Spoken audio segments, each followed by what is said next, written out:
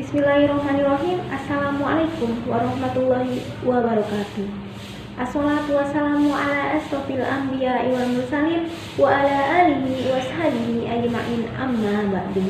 Pertama-tama, marilah kita panjatkan puja serta puji syukur kita atas kehadiran Allah Subhanahu wa taala yang telah memberikan kita kenikmatan kesehatan seperti yang kita rasakan pada saat ini.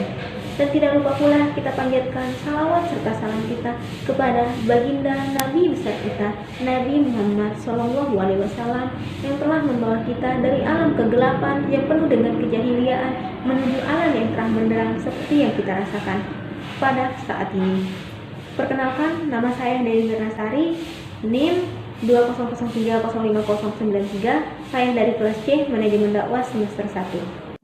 Jadi di sini saya akan membahas tentang dakwah secara universal. Dakwah ditinjau dari sudut pandang etimologi. Dakwah berasal dari bahasa Arab yang berarti ajakan, panggilan, atau seruan.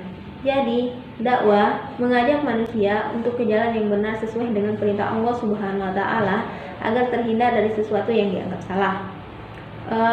Dakwah didefinisikan sebagai salah satu kegiatan berupa ajakan baik melalui lisan, tulisan maupun tingkah laku dan sebagainya.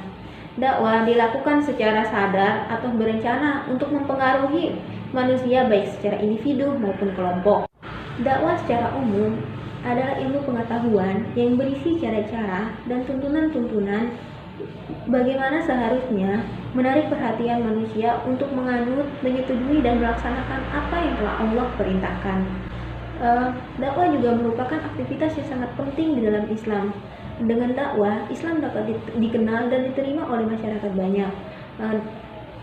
Sebaliknya, tanpa dakwah, Islam mungkin tidak akan dikenal oleh masyarakat banyak dan mungkin Islam akan lenyap dari muka bumi ini.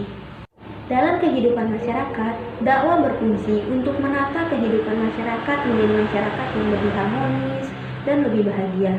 Ajaran Islam yang disiarkan melalui dakwah berfungsi untuk menyelamatkan umat manusia dan masyarakat umum lainnya dari hal-hal yang menyebabkan kehancuran. Maka dari itu, dakwah bukanlah suatu pekerjaan yang hanya dipikirkan dan dikerjakan hanya untuk lalu saja, melainkan dakwah merupakan kewajiban yang telah ditetapkan yang wajib dilaksanakan bagi setiap pengikutnya.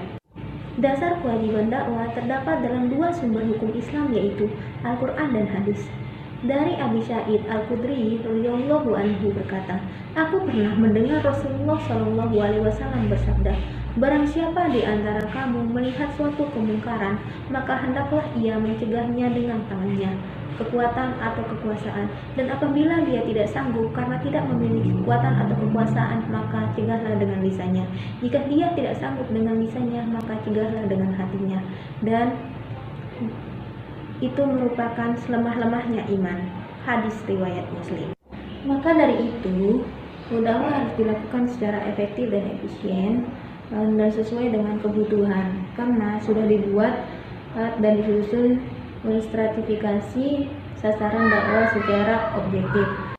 Selanjutnya, dakwah yang integralistik merupakan suatu proses yang berkesinambungan yang ditangani oleh para dai untuk mengubah suatu umat agar bersedia mengikuti ajaran atau jalan yang telah diperintahkan oleh Allah Subhanahu wa taala secara bertahap menuju ke kehidupan yang Islami. Maka dari itu, peran dai dalam menyiarkan dakwah secara universal harus sesuai dengan aturan dan tatanan-tatanan yang telah tertera di dalam Al-Quran dan Hadis. Mungkin itu saja yang dapat saya sampaikan tentang dakwah secara universal. Apabila ada kesalahan atau kekurangan dalam penyampaian materi yang saya sampaikan, saya mohon maaf. Wabillahi taufiq wal hidayah. Wassalamualaikum warahmatullahi wabarakatuh.